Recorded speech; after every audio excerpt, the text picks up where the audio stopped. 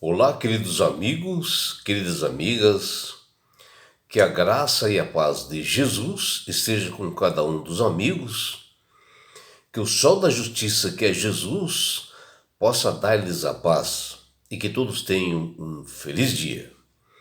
Vamos estudar a lição e hoje, terça-feira, 17 de outubro, a lição 3, ela tem como título O Chamado de Abraão.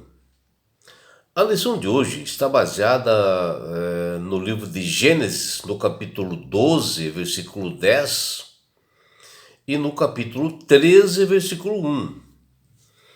E aqui menciona nesses textos que Abraão ele cometeu alguns erros, né, durante esse percurso de Harã até Canaã, mas que ele cometeu um erro gravíssimo que ele acabou indo lá para o Egito em decorrência de uma grande escassez de alimentos que se deu, né, onde ele estava.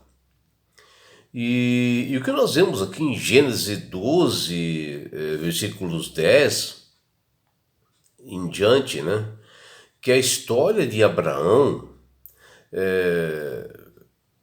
para ele se tornar assim, um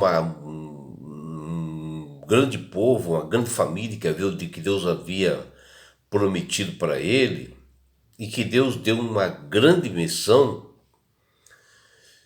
mas que essa missão envolvia fidelidade e provisão de Deus. E isto fornece assim, encorajamento, né, para todas as pessoas, para nós cristãos, nos dias de hoje também, né? Quando nós vemos Deus atuando na nossa vida. E enquanto assim navegamos, né, nessas caminhadas nesse mundo, vem até nós, às vezes, incertezas, né? De uma vida atribulada que encontra o mundo. Mas que durante a missão, Abraão, ele teve problemas, né? Porque quando ele chegou lá em Canaã, na terra que Deus havia prometido,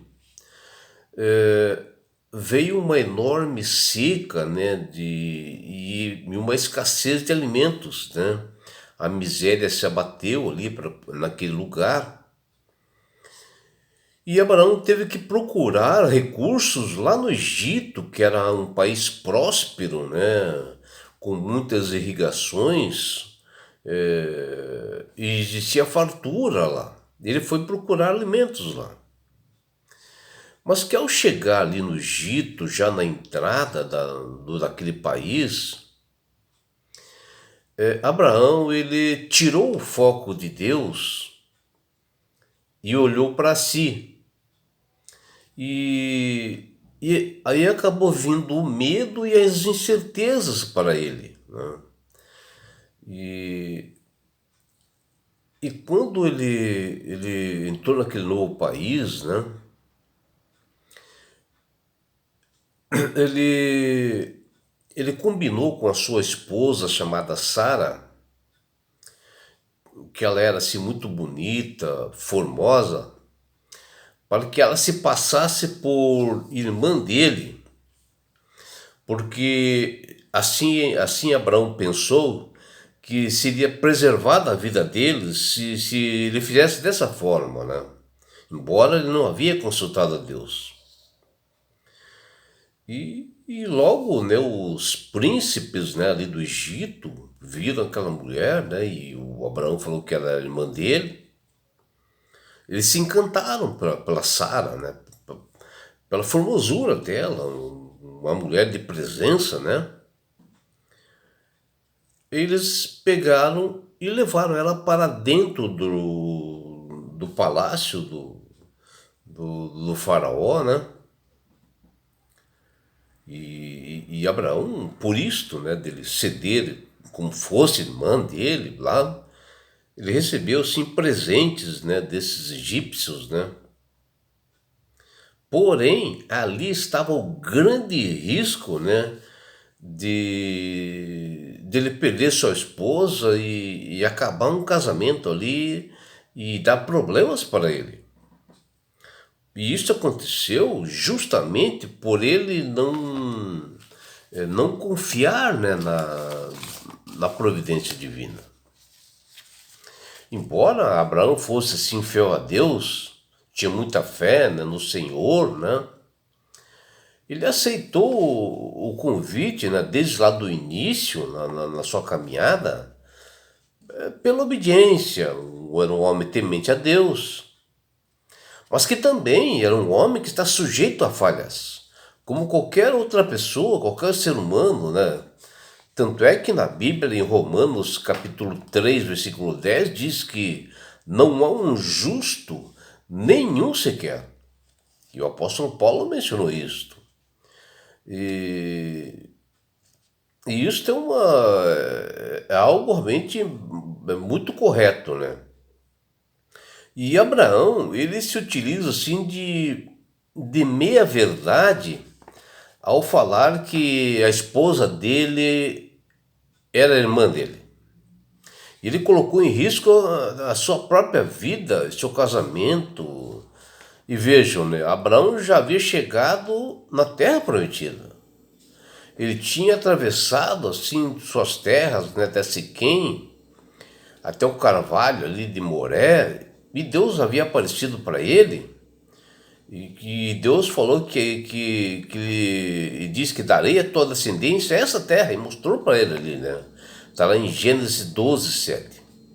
E ali Abraão edificou um altar, como era costume dele em todos os lugares, de levantar um altar, né?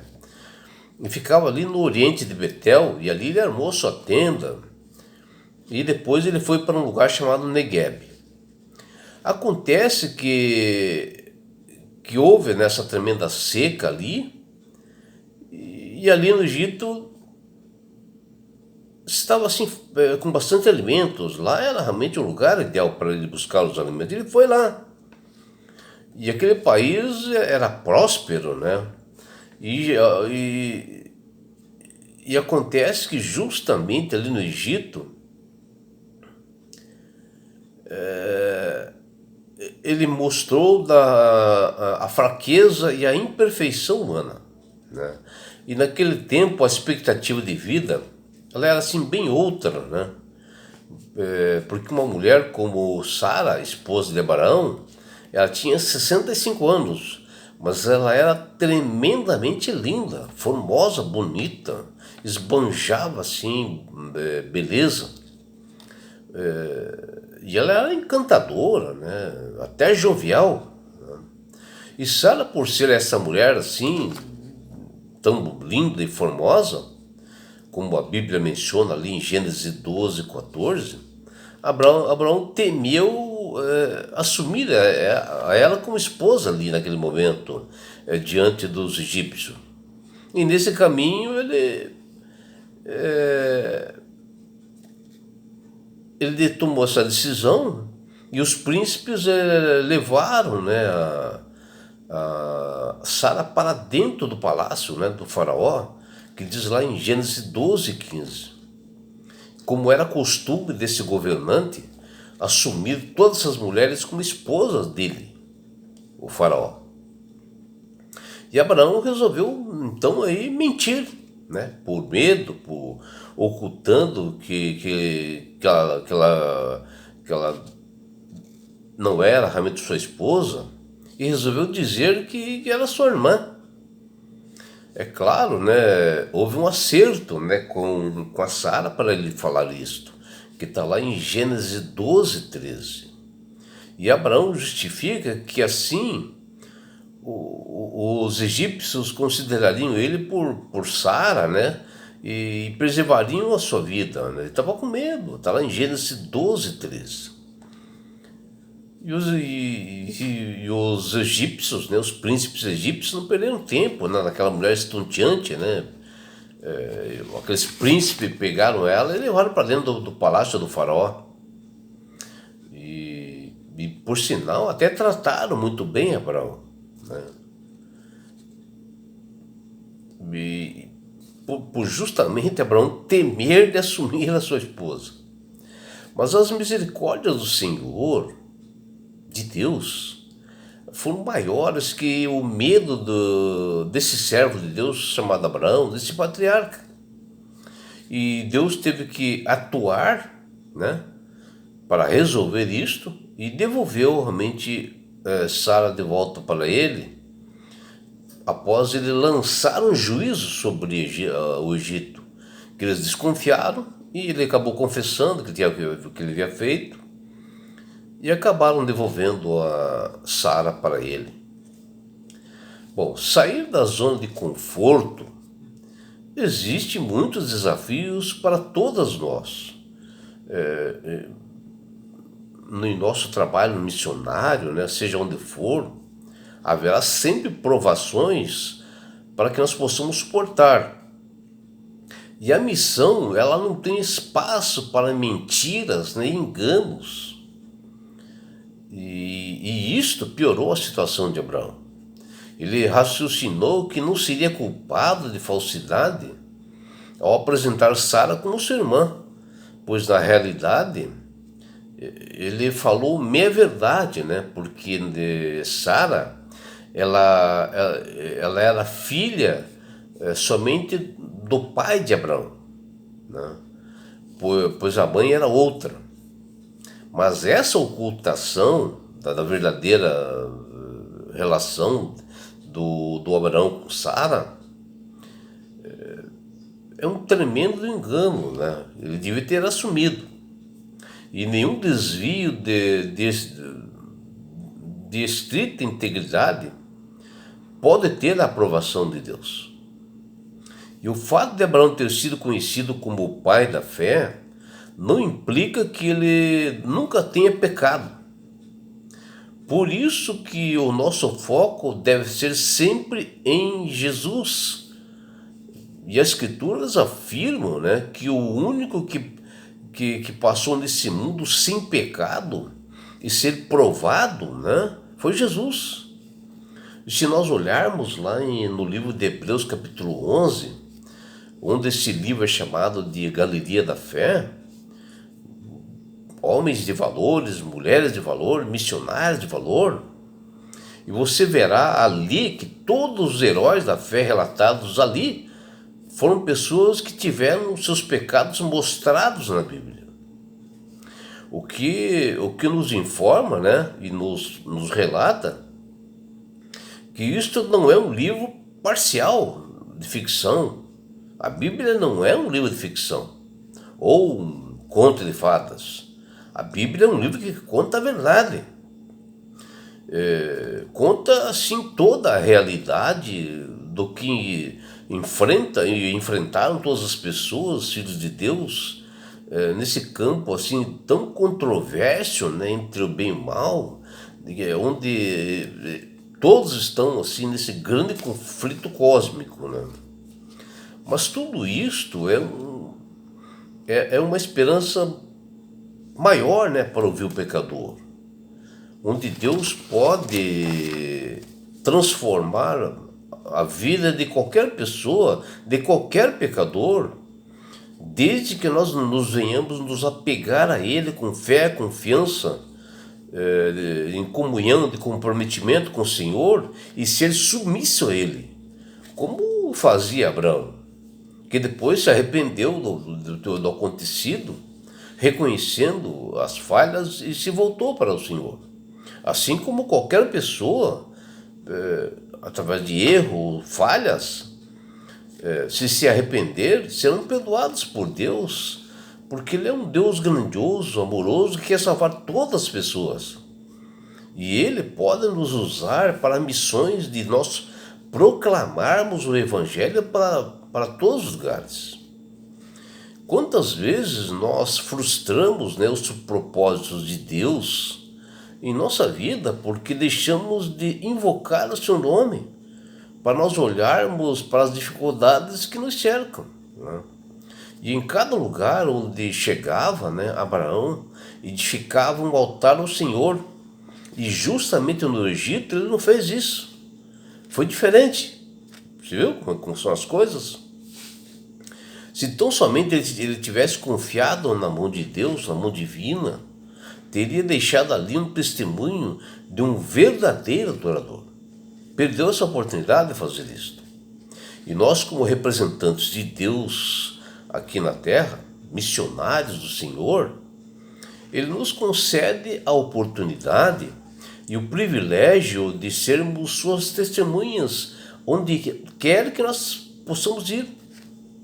Em Cristo, somos todos filhos de Abraão e herdeiros da mesma promessa. E é por isso, meu amigo, minha amiga, que Deus tem falado com todas as pessoas através do poder do Espírito Santo para aceitarem a Jesus como Salvador e Senhor.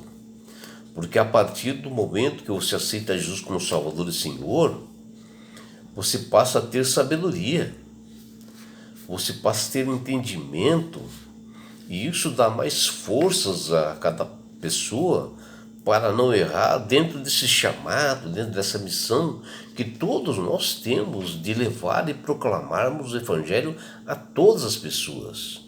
E além do mais, você passa a manusear melhor essas escrituras, ter entendimento. E não é só isso, meu amigo, minha amiga. Quando você aceita Jesus como Salvador e Senhor, você ganha de Deus esse presente, né, que chama-se salvação. E com isto, Jesus vai levar-te para as mansões celestiais. Um lugar, meu amigo, minha amiga, lá no céu, onde não haverá mais morte, não haverá mais dores, mais sofrimentos. Lá sim, haverá uma bodas do Cordeiro, a bodas de Jesus. Já imaginou? E sabe por que Deus quer fazer isto com você, minha amiga? Com você, meu amigo? Porque Jesus te ama. Abraços do seu amigo João Carlos Amorim.